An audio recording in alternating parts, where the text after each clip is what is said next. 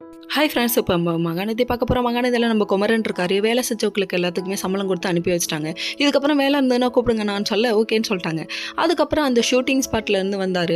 அவர் வந்தோடனே அவர்கிட்டையும் அமௌண்ட் வாங்கிட்டு அவரோட மீதி துணியை கொடுத்துறாங்க. மலேசியாவில் ஒரு பெரிய ஆர்டர் இருக்கப்பா, ஆனால் நீ அங்கே போய் பண்ணி கொடுக்கணும்ப்பான்னு சொல்ல நான் யோசிச்சுட்டு சொல்கிறேன்னா அப்படின்னு சொல்லிட்டாங்க. நல்ல ஆர்டர்பா, கடவுள் ஒரு தடவை தான் கதவை தட்டுவார், அப்படி டபுக்குன்னு கதவை திறந்து பிடிச்சிக்கணும்னு சொல்லுவாங்க. நீ ஏன்ப்பா இப்படி பண்ணுற வேணான்னு சொல்லிட்டு கடைசியில் யோசிக்கிறேன்னு சொல்லிட்டாரு இவர். அப்புறம் எல்லாரையும் அனுப்பி விட்டுட்டு கடையிலே படுத்து தூங்க ஆரம்பிச்சிட்டாருங்க. இங்கே ஒரு பக்கம் நம்ம கங்கா, காவேரி, நம்ம விஜய் 3 பேர் வந்து கடைவாசல்ல நின்றுட்டு இருக்காங்க. நின்றுட்டு இருந்தோடனே பாவம் 4-5 நாளாக அவர் தூங்காதனால எவ்வளோ டயரில் தூங்குறாரு. நம்ம ஐயா ஜமி இந்த பிட்டு போதுமா அப்படிங்கிற ரேஞ்சுக்கு நம்ம விஜய் போட்டு விட்டாருன்னா பார்த்துக்கோங்க. அதுக்கப்புறமா நம்ம காவேரி ஒரு பக்கம், மாமா ரொம்ப பாவம்க்கா, சாப்பிட்டாரோ சாப்பிடலையோன்னு சொல்லிட்டு எக்ஸ்ட்ரா பிட்டிங் போட்டு விட, சரிப்பா இதுக்கப்புறம் அவங்க பார்த்துக்குவாங்க நீ வந்துருன்னு சொல்லிட்டு ரொமான்ஸுக்கு இடையில நம்ம கரடி மாதிரி நிற்கக்கூடாதுப்பா, இது ரொம்ப தப்புப்பான்னு சொல்லிட்டு இவங்க 2 பேரும் போயிட்டாங்க.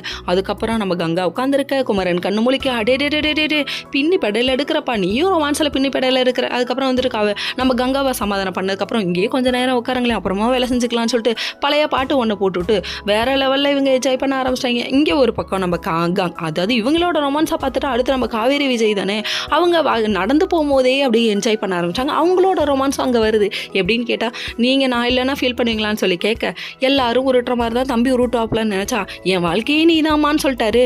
எல்லாரும் இந்த டைலாக்கை ஒரு தடவையாவது அவங்கவுங்க ஒய்ஃபுக்கிட்ட சொல்லியிருப்பீங்க, ஆனால் அப்படி சொன்ன பல பேரும் டைவர்ஸ் பண்ணியிருப்பீங்கன்னு எனக்கு நல்லாவே தெரியும். சரி இதெல்லாம் ஒரு பக்கம் இருக்கா, ஏதாவது 1-2 பேர் அதிசயமாக இருக்குல்ல, அந்த அதிசயத்தில் ஒன்று தாங்க நம்ம காவேரியும் விஜயும் பேர் நல்லா இருக்குல்ல அப்படிங்கிற மாதிரி ஆயிடுச்சு.